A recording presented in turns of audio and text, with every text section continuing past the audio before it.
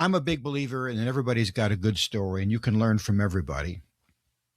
And I think especially people in the third and fourth quarter have to become more assertive about sharing their stories with people in the first quarter.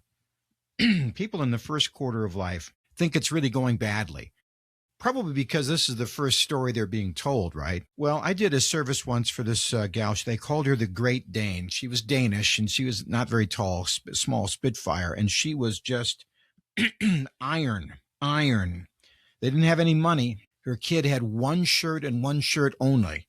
And every night she'd re-iron and re-wash that. And he looked like the classiest dresser in school. Well, he only had one white shirt, and it was pressed. He wore it every single day. And these were the kind of strategies that she had. And they were out in Rapid City, South Dakota. I think the year is 1970. And if you look it up, it is one of the major disasters in the nation, basically a huge rainstorm. And it fell out of nowhere and nobody saw it coming.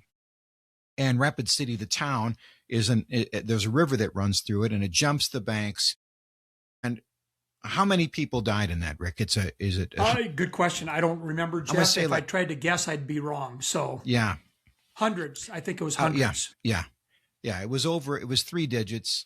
Wasn't 1,000, but that's it's an enormous calamity. Anyway, she is the mother-in-law for a girl who was 19 and 9 months pregnant, and everybody had gone out shopping when the rain hit, and they couldn't, and this is before cell phones, communication was knocked out. Where is the family coming? And then they're starting to hear all of the drownings.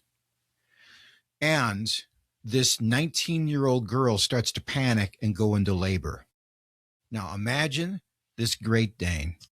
She gets up in her face and she said, "Oh, no, you don't. You." And she just looked into her eyes and said, "Calm down now. You are not going to have this baby."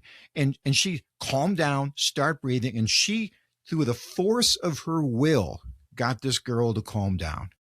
And she says, "Now, I want you to hear what I'm going to say right now. In the morning, we're going to walk to the armory and we're going to walk to the school and we're going to see if we can find our family, because this is where they would, as you talked to, I know, have the bodies laid out for identification." Yeah. And she said, "Are you ready?" And that 19-year-old girl said, okay.